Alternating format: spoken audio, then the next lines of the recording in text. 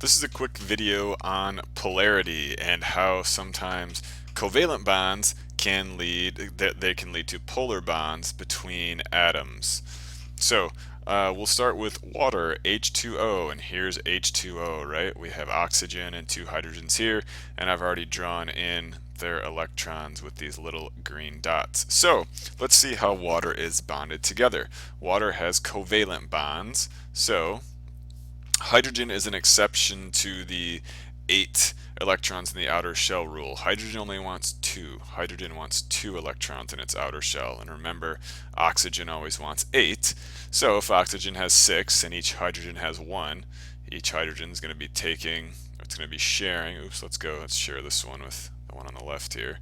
Sharing 1 electron. So now hydrogen has 2, oxygen has 7, and now we'll share this electron here. And now each hydrogen has 2 electrons, so they're happy, and then oxygen has 8 electrons in its outer shell, so it's also happy.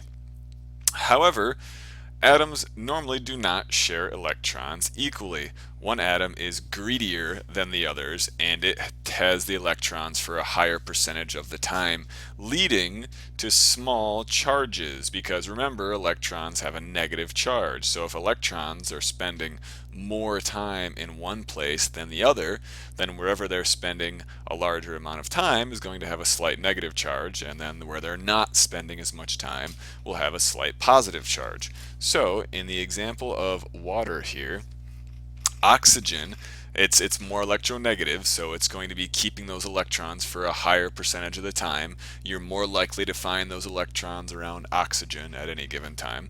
So we're going to write this as it has a slightly negative charge. So oxygen is going to have a slightly negative charge. And the hydrogens, they're not going to have the oxygens as much because they're spending more time around the oxygen. So these hydrogens are going to have slightly positive charges here. Okay, so what does that mean in the scheme of things? Now, since these have slight charges, they can bond to other polar molecules. We call this a polar molecule because it has poles, just like if you think of the North and the South Pole, or a magnet has poles, right? And some of them, one side of the magnet attracts, one side doesn't, one side is positive, one side's negative. You can think of this kind of like that, right? Negative and positive charges attract. So if we have another polar molecule floating around here, and if it has a negative pole, the negative pole will be attracted to this positive poles, and it can form what's called, in this case it would be a hydrogen bond, because it's bonding to a hydrogen molecule, a hydrogen polar molecule.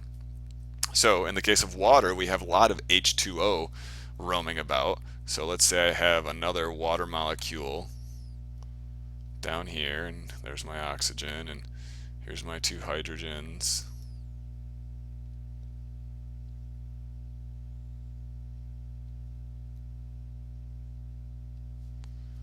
And then I'm not gonna draw each electron, just pretend that it'll look the same. The number of electrons will look the same as in the example we did first, so just pretend they're there. We'll draw the bonds though.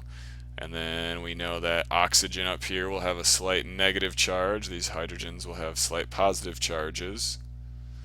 And then this positive on the hydrogen here will be attracted to this negative, and so we get a little bond. This is like my little bond. These are bonded, my little bond symbol here. Those will attract each other and create what's called a hydrogen bond. And a hydrogen bond is any electrical attraction between polar molecules that contain hydrogen atoms. So since water contains hydrogen atoms, and there's the poles, the opposite poles, the positive and the negative, are attracting each other and they're creating a bond, then we call this a hydrogen bond.